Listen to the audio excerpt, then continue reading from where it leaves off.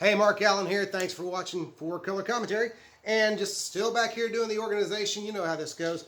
And I want to find some way that I can keep this stuff up because I think it makes a great backdrop or set for YouTube videos, but I don't think my wife will go for that, for these being staying up indefinitely. But for a while, we got them up.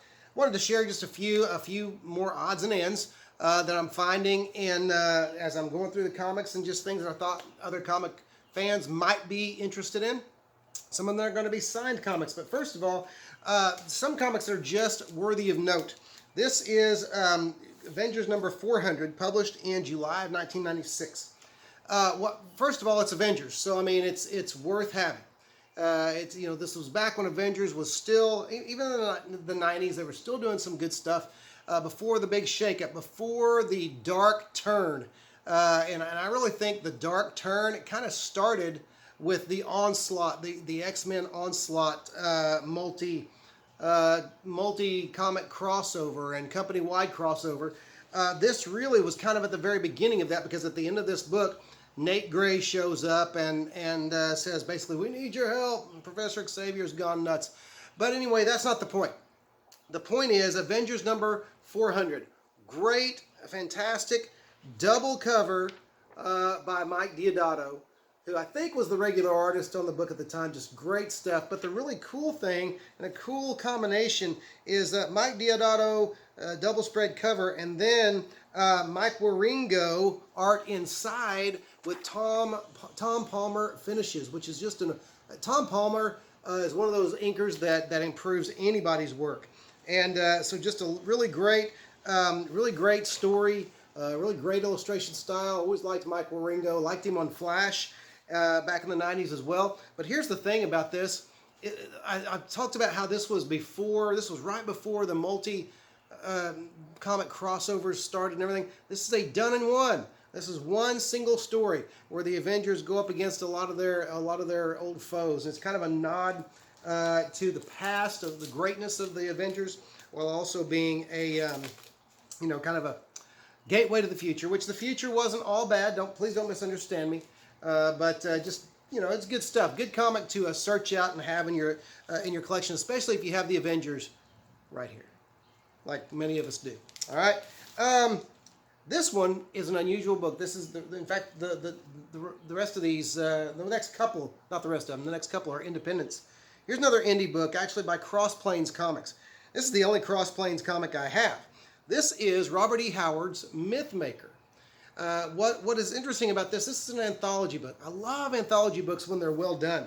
And this was all written by Roy Thomas, but with art by the likes of John Bolton, Tim Sale, Richard Corbin, Kelly Jones, and even some limited art, some just splash pages by the likes of Kaluta and Mark Schultz and that kind of thing. So just really great stuff. In fact, there's the Kaluta one pager. There's the Mark Schultz one pager.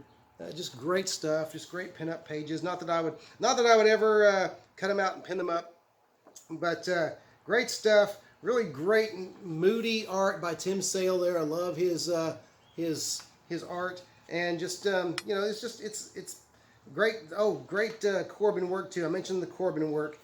Corbin is such a, and I don't use this word very often, but Richard Corbin was such a visceral artist, and a lot of the stuff that he did I wouldn't read just because of the adult nature, and I don't want I just don't want to read it, but he does great action, and this was a prehistoric story, and just a great stuff. But just a great Mythmaker, just a neat anthology book worth having.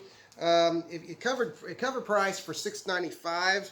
I don't remember when it came out, but I know it goes. People ask for more than that on eBay, but you check the bookstores, you check the you check your dollar bins. Even anything's possible. I've never seen this turn up in a dollar bin, but anything's possible. It was a 1999 publication, but that's Mythmaker, Robert E. Howard's Mythmaker. Next is one that I was going to share last video. I don't think I did. If I did, I'm just getting old, okay? But anyway, it's worth sharing twice. Mythmaker, I just did that. See, I'm old. This is a trilogy by artist Tim Conrad. If you've never heard of Tim Conrad I don't know. I'm not sure if he's a British artist. He has a style that reminds me a little bit of Arthur Ranson, and it makes me think of him as a British artist, but he may not be. He may be, from West Texas for all I know. But Thrilogy is a great book. It's got the 3 stories in it, obviously, with his great sketchy, kind of really fine line style. Look at that. Just really neat. Here's that motorcycle. I got the windows open today, so, it's great weather here in Oklahoma. Just first opening page, prehistoric page. Then you have a prehistoric story. Then you have a middle kind of a Middle Ages story. Check that out. Just really neat illustrations. Guy has a real, and this not so much a comic artist style as an illustrator style, and yet he does get. I like the panel arrangements on some of that, and I like how the storytelling and how it progresses. So he actually shows some. He shows some really. Some acumen in that. So anyway, and then there's the sci-fi story, which to me is so cool because it's reminiscent of a lot of the Golden Age stuff, the Wally West stuff, the Frank Frazetta stuff. I mean, look at her space suit. I mean, it's just really neat, neat looking stuff. So that is Tim Conrad's Thrilogy, and if you ever run across that, that is certainly worth having. Now, some signed books. I've shared a few of these signed books before, I think. I forget which ones I've shared. When your videos start getting over a certain number, it becomes really kind of tricky not to share the same stuff over and over again. But I know I haven't shared these. There was back in the 90s, I want to say, as I checked to see how right or wrong I am. In September of 1994, Steve Bissett of all artists, he started his own independent title. In fact, I think the company was his as well, Spider Graphics, or Spider Baby Graphics. Yeah, Spider Baby Graphics and Publication. And he started something called S.R. Bissett's Tyrant. Tyrant was about a Tyrannosaurus Rex. As you can see there, I have Steve Bissett's autograph, in smeared silver ink there. I'm not sure how that happened. It's been so long now. I don't really care. I love the book. I love the art. It's Steve Bissett, and his Swamp Thing was amazing, and people loved it. But if you like dinosaurs, boom, check it out. Check out his Triceratops, and everything. It's black and white, yes, but that's okay. Some art was meant to be black and white, and some artists were meant to work in black and white. It's just the way it is. Love though his Tyrannosaurus Rex. I love the way it looks, the way it's designed, everything. But anyway, hate that the signature is smeared on issue number 1. That's the way it goes sometimes. And sometimes maybe he used the wrong pen, maybe it got too hot. But it's not on the bag, so I'm not sure how that happened. So there's that. But also, there is Stephen Bissett's Tyrant number 2. I won't take it out of the bag, but it's signed by Bissett as well. That is not smeared. I love that. And obviously Tyrant has just found himself a meal. And a little bit chilling. And then Stephen Bissett's now. There's actually 2 versions of this. I have Tyrant number 3, okay, with the silver ink, and then I have the gold version, Tyrant number 3 with the gold ink. See if I can get that in the camera. The gold ink, the gold logo, and if you notice, even the gold is even in the dinosaur's eye, the baby dinosaur's eye, which is kind of cool. So anyway, and that was all part of, the Paleo Pack, for, where you get those 3 autographed books. And actually, wait a minute, there's 4 autographed books here. Paleo Pack, yeah, 4 autographed books. And anyway, so there's Steve Bissett's Tyrant. If you've never seen that, have never heard of that, boy, it's fun to read. And it's not like Ricardo Delgado's Age of Reptiles. I love Ricardo Delgado's Age of Reptiles. I love that it, that it's a story told in pictures, but you can get through it very quickly. This does have narration, narration of the story, narration of what's going on. So it is a read. It's a good read, and it's beautiful art. So if you like dinosaurs, if you like Bissett's work, I would suggest you search it out, seek it out. Find it. A couple other signed books. These are books I had signed at DEF CON in Tulsa in 1997. Had these signed by Arthur Adams. Web of Spider-Man Annual number 2. And of course he did the art inside, but there's his signature. I always love telling this story about Art Adams. Art Adams was the nicest guy, nicest professional artist I ever met. And we were set up, me and two friends, we were set up in a booth selling our comics, and we were set up from just 30 feet from Arthur Adams' booth.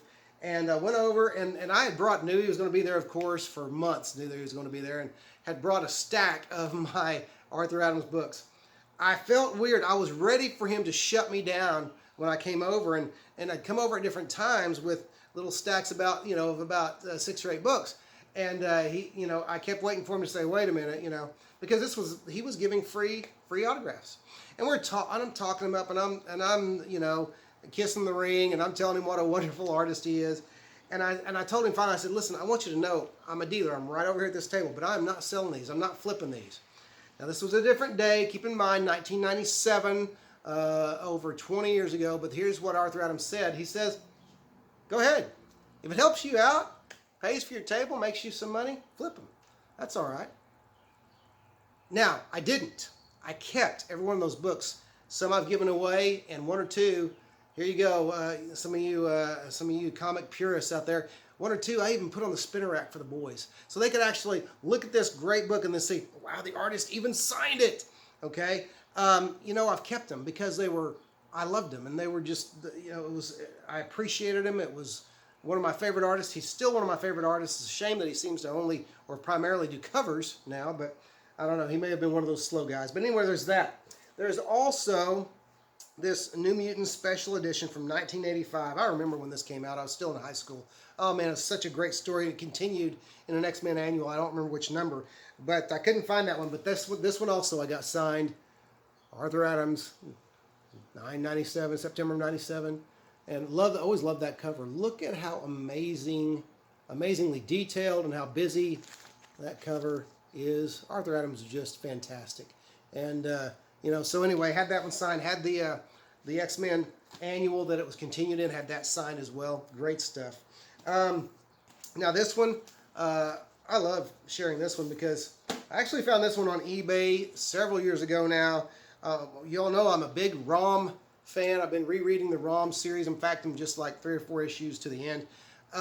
Been rereading that, and I bought this one on eBay. It was cheap enough that I wondered, is this for real? Is this for real? I hope. I've never yet had it verified. I will one day, but it looks good. The signatures, and yes, I said signatures, look real. Stan Lee, Sal Buscema, and Jim Shooter are on the front page. ROM Space Knight, number 1. First appearance of ROM. Stan Lee, Sal Buscema, and Jim Shooter. Even has the bleed through there on page 2. I don't care. I have multiple copies of ROM number 1, and so but one day I'll have that verified and checked out. But for now, I have a ROM number 1 in my mind, signed by Stan Lee, Sal Buscema, another one of my favorite artists of all time, and Jim Shooter. Now, so there's that, and that always makes me happy.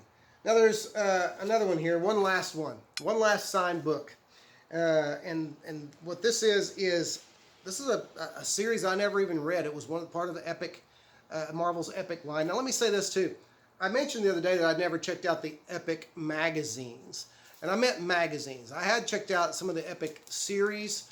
In fact, I was a big Dreadstar fan. I always liked Jim Starlin's Dreadstar.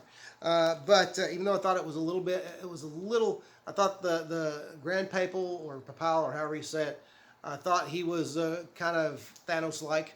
But other than that, I really liked the series Dreadstar. But this is a series called The Atomic Age. This is number 3 of 4. It was a limited series. I don't even know what The Atomic Age is about. But I was going through some cheap boxes years ago, and one of the interesting things about this book is that it had work on it by one of comics greats. It was I don't know who who the writer is. Frank Levis, or however you say that. Mike Okamoto, who knows? Okay, that's the artist. But then Al Williamson. Al Williamson inked. Now Al Williamson was still working at that time, obviously, and he was still going strong in comics. This was 1991, by the way. And I picked this out because thinking, oh, it's a 4-issue series. I'll gather up the issues and I'll read it sometime.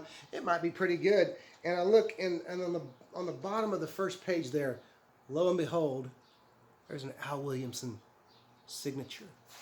Al Williamson signature. Golden Age Great Al. You know what? No, probably most people don't even know that he worked on a book called Atomic Age, but it doesn't matter to me because I have his signature. And like I said, I picked that out of a dollar box or out of a cheap box. I don't remember if it was a dollar box or not. Even had the certificate of authenticity. How that made it into a cheap box. Al Williamson's signature with a certificate of authenticity from Ballpark Legends in Drexel Hill, Pennsylvania. I don't know, but anyway, I was glad to have it. I think probably paid $3 or $4 for that at the time, and you know, that was back when I had more money to spend on comics. But anyway, so just some neat stuff, some neat books there for you. And as I continue to go through and bring all this stuff up so I can organize the entire collection. Anyway, that's it for now. We'll see you again soon. Thanks for watching 4Color Commentary.